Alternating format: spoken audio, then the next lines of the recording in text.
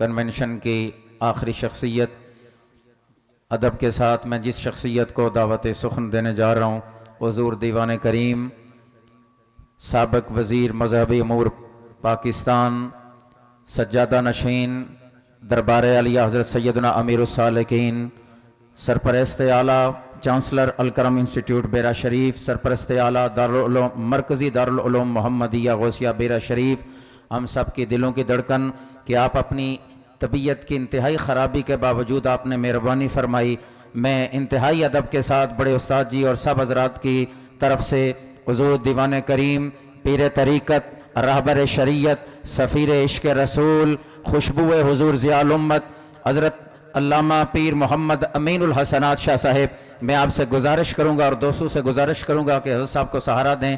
آپ سٹیج پہ تشریف لائیں گے، اپنے افکار و خیالات کا اظہار فرمائیں گے۔ میں چاہوں گا کہ دوست میرے ساتھ حضرت صاحب کی استقبال کے لیے آپ نعرہ بلند فرمائیں، نعرہ تکبیر، نعرہ رسالت، نعرہ تحقیق، نعرہ حیدری، دین و ملت کی ضیاء، دین و ملت کی ضیاء۔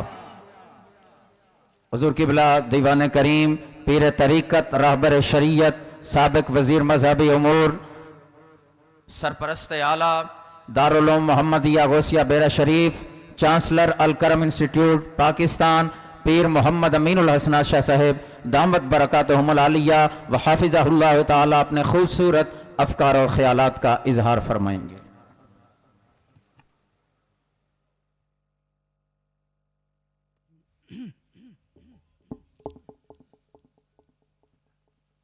حضرات محترم، جتنی بڑی شخصیات جن کے نام بار بار دہرائے گئے، میں ان سب کی خدمت میں سلام محبت و عقیدت پیش کرتا ہوں۔ حضرات محترم، پچھلے کچھ دنوں میں پاکستان کے بارے میں ہمیں ہر وقت تکلیف دہ خبریں ملتی رہی۔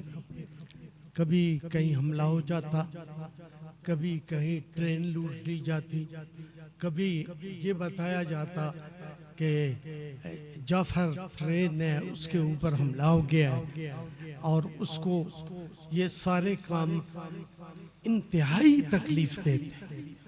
میں رات کو یہ سن بھی رہا تھا خبریں، اور ساتھ ساتھ دکھ محسوس کر رہا تھا کہ یہ ملک میں کیا ہو رہا ہے۔ میرا دل چاہا کہ میں ایک کتاب اٹھاؤں اور اس کو پڑھنا شروع کر دوں۔ میں نے کتاب لی، اس کو پڑھنا شروع کیا۔ وہ چھوٹے چھوٹے مضامین لکھے ہوئے تھے۔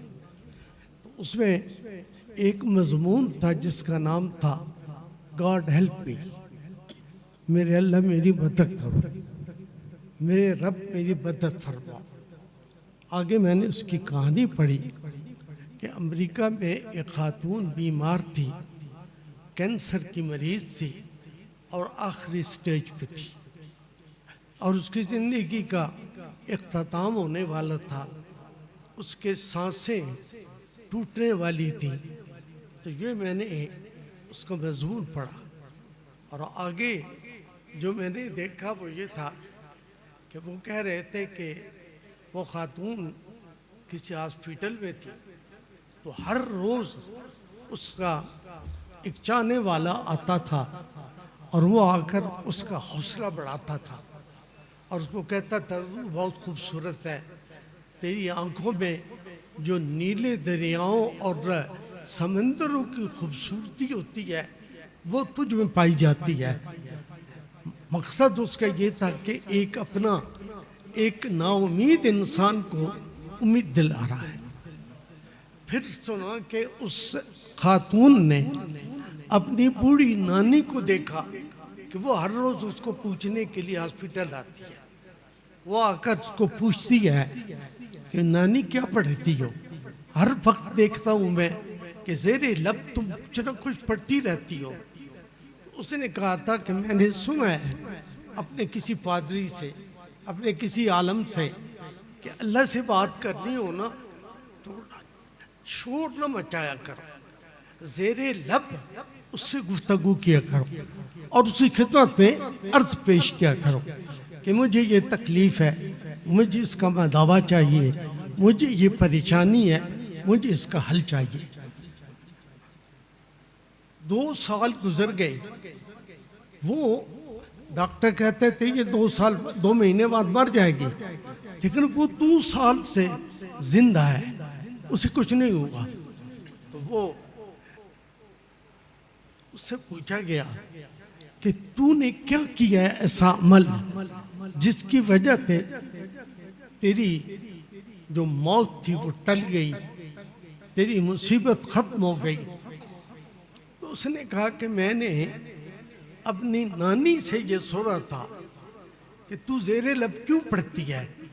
اس نے کہا مجھے کسی نے کہا تھا کہ اللہ کی بارگاہ میں شور نہ مچایا کرو، اس کو چیخ چلا کر اپنی التجائیں نہ پیش کیا کرو، بلکہ آرام سے، سکون سے، پردے سے اور پست آواز سے اس کی بارگاہ میں التجا کیا کرو۔ تو اس نے کہا وہ دن گئے اور آج کا دن آیا، میں نے اپنے رب سے شور مچا کے، چیخو پکار کر کے میں نے کچھ نہیں مانگا، میں صرف اسے یہ کہتی تھی God help me, God help me. میں نے جب یہ پڑھ لیا تو میں نے اپنے ملک کی تکلیف اور حالت پہ افسوس کا اظہار کر، مجھے دل دکھی تھا۔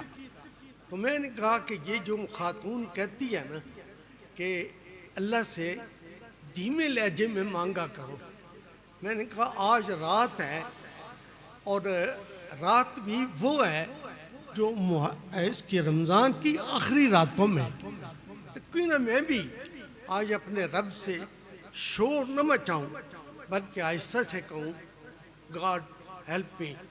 میرا ملک ڈوب رہا ہے، میری وجود زخمی ہو رہا ہے، میرا دل دکھی ہو رہا ہے، میں مایوسیوں میں گھرا ہوا ہوں، میں تیری بارگاہ میں کہتا ہوں God help me, God help me.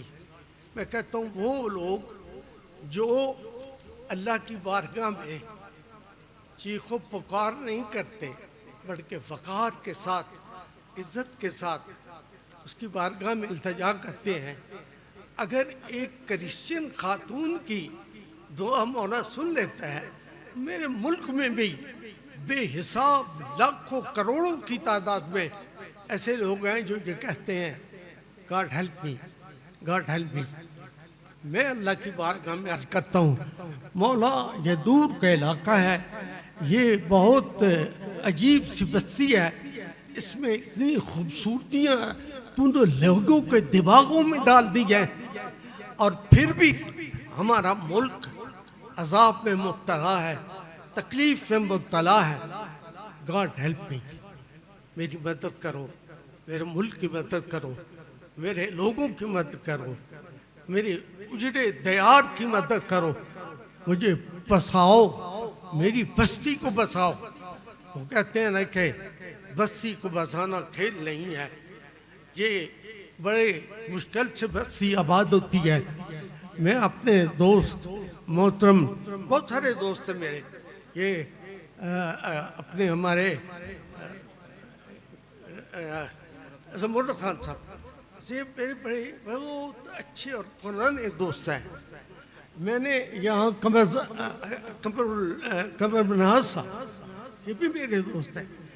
شاید ان کا سفر اور میرا سفر ہانگ کانگ کا اور چائنا کا اکٹھا تھا، اور واپسی پہ ہم اکٹھے آئے اور راستے میں یہی باتیں کرتے رہے کہ اللہ نے یہ کرم کیا، اللہ نے یہ کرم کیا۔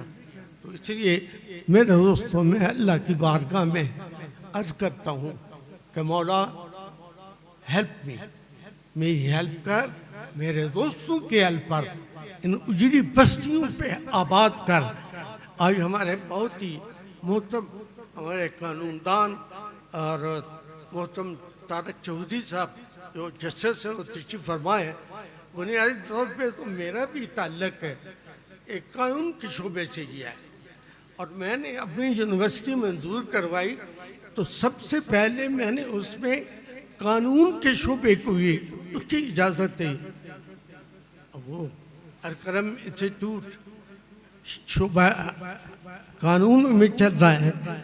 آج ہم اس کو بھی قانون اور شریعہ یہ دونوں چیزیں اس کی طرف بڑھ رہے ہیں. میرا کیفیت طبیعت کی اچھی نہیں ہے، نہ میں کھل کے گفتگو کر سکتا ہوں، نہ میرے زبان میں اتنی قوت گویائی رہی ہے. لیکن مجھے بعض دوست کہتے ہیں نا کچھ تو انکار نہیں ہوتا. تو وہ زمرد خان صاحب تشریف فرما ہوں اور ہمارے قمر منہاج صاحب کچھ کہیں کہ کہو، انکار نہیں ہو سکتا، ورنہ میں اس قابل نہیں تھا. اس کے باوجود میں ازحد دعاگو ہوں. اس ترقی اور توانائی کے لیے اللہ سے مدد مانگتا ہوں اور اس رب سے کہتا ہوں ہیلپ اس، ہماری مدد فرما، ہمارے لیے ان بستیوں کو آباد رکھ. بہت بہت شکریہ آپ سب کا. اور خاص طور پہ میں راحت صاحب کو، وہ ہمارے یہاں بھی محبتیں بکھیرتے رہتے ہیں، ہمیں بھی وہ اپنی محبتوں سے نوازتے ہیں. میں اس کے لیے بھی ان کا شکریہ ادا کرتا ہوں. آنے کو طبیعت بھی نہیں تھی، حالت بھی ٹھیک نہیں تھی، لیکن قمر منہاج کو انکار بھی نہیں ہو سکتا. اس لیے ہم قمر صاحب آپ کے شکر گزار. اللہ آپ کو سلامتی رکھے، آباد رکھے، شاد رکھے اور اس ادارے کو اور ترقی دے. بلا شبہ یہ خوبصورت ادارہ ہے. جنہوں نے اس کو بنایا وہ ان کے ذہن کے حسن کی یہ ایک تعبیر ہے. میں دعا گو اللہ اور اس کو ترقی دے اور آپ کو عزت ہو. بہت شکریہ آپ صاحب کا، بہت مہربانی.